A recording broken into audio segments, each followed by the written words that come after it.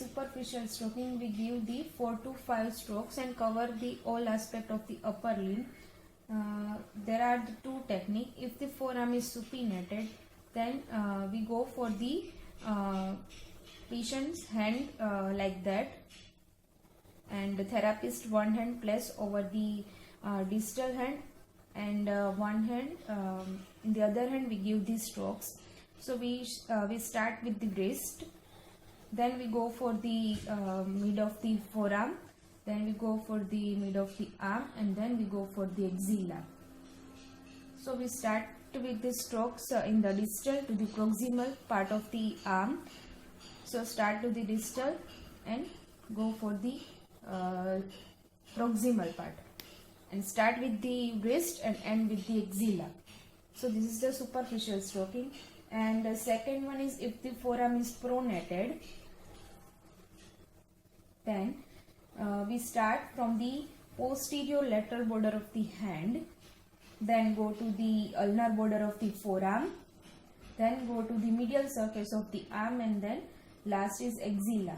So we start one hand place over the distal part of the patient hand, and start from the lateral border of the hand, then go for the ulnar border of the forearm, then medial surface of the arm, and then axilla.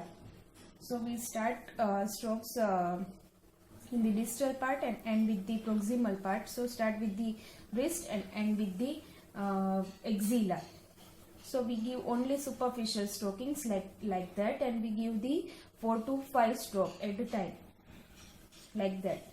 So in that we do not give the pressure over the patient's skin. So this is the superficial stroking. Second one is the deep stroking, or also we can call the effleurage technique. In that we give the pressure over the patient's skin. We apply the pressure whenever we give these strokings. So therapist one hand place over the distal part and start give the effleurage. So we give the slight pressure over the patient's skin and with the axilla. So start with the wrist and end with the axilla. So we give some of the pressure over the patient's skin. So this is the deep stroking. Same as patient's hand in the forearm is supinated. So in that we give the pressure like that. So start with the wrist and end with the axilla, and we give the 4 to 5 strokes at a time. So this is the deep strokings. Is the pressure manipulation. In the pressure manipulation, 3 subdivisions are there. First is kneading, second is the patricide, and third one is the friction. So first we will see the kneading. In the kneading, again 3 subdivisions are there. Palmar kneading. In the palmar kneading, various type of the kneading technique like whole hand kneading, palmar kneading, finger pad kneading, finger tip kneading, thumb pad and thumb tip kneading. First we will see the whole hand palmar kneading. In that technique, our whole hand are contact with the skin.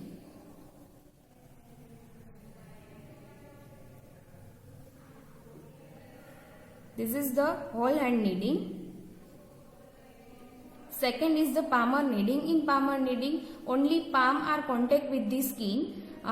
Fingers and thumb are off to the skin. It means that fingers and thumb are not contact with the skin. This is the palmar kneading. Next is the finger pad kneading. So this is the finger pad and this is the finger tip. So first we will perform the finger pad kneading. In the finger pad kneading, we can use our 1 finger and 2 finger also. This is the finger pad kneading. And now we will perform the finger tip. So our only finger tip are contact with the floor or a skin. This is the finger tip kneading. Next is a thumb pad or a thumb tip. This is the thumb pad and this is the thumb tip. So this is the thumb pad kneading and this is the thumb tip kneading.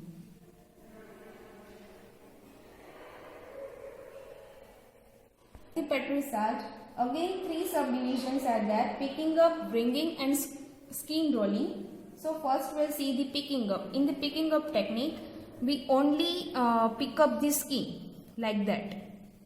Pick up the skein and release. Pick up the skein and release. Pick up the skein, release. Pick up the skein, release.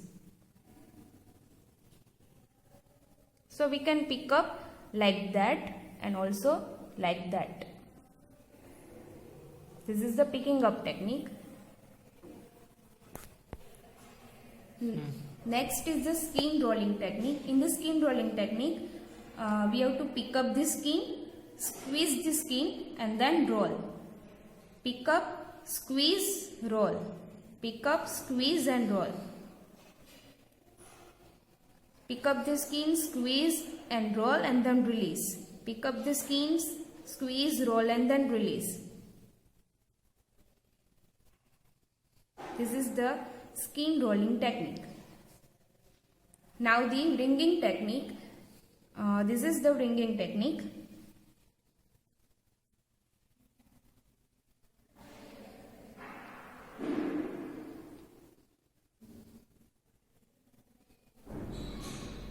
Next is the friction. In the frictions, again 2 subdivisions are there: circular friction and the transverse friction. First we'll see the circular friction. So in the circular friction, we do not apply the pressure. We only apply the friction over the superficial skin like that. This is the circular friction. And this one is the transverse friction.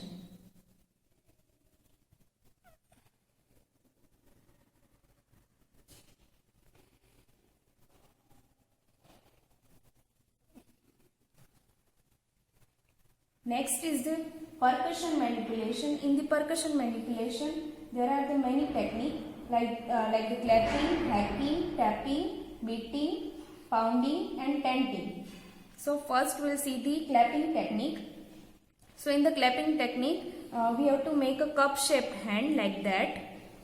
So only heel of the palm and the fingers are contact with the skin, and we perform the wrist flexion and the extension movement like that.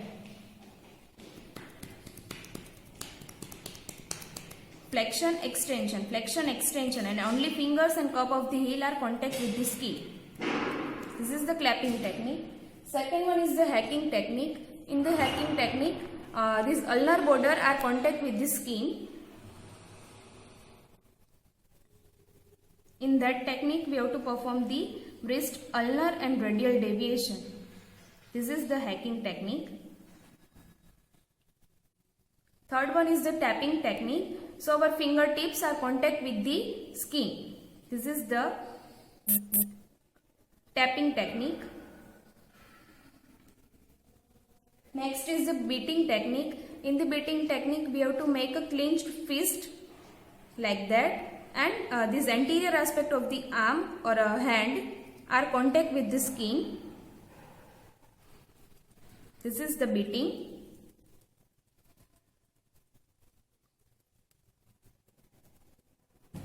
Next is the pounding technique. In the pounding technique, our ulnar border of the palm are contact with the skin. So in that technique, we have to make the clenched fist and our ulnar border are contact with the skin like that. This is the pounding technique.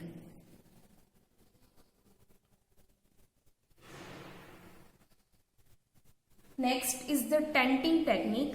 In the tenting technique, first finger and the ring finger are close together and the middle finger are wrapped each other like that,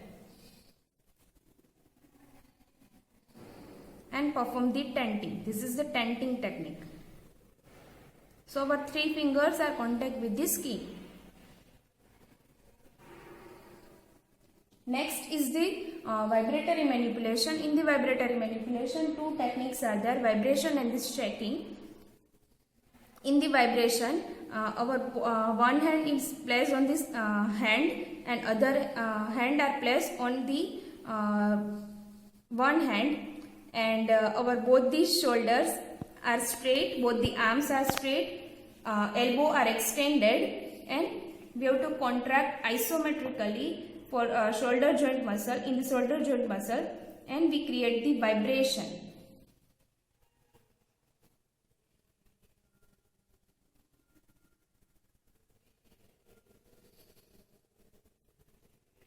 We do not have to only create the vibration.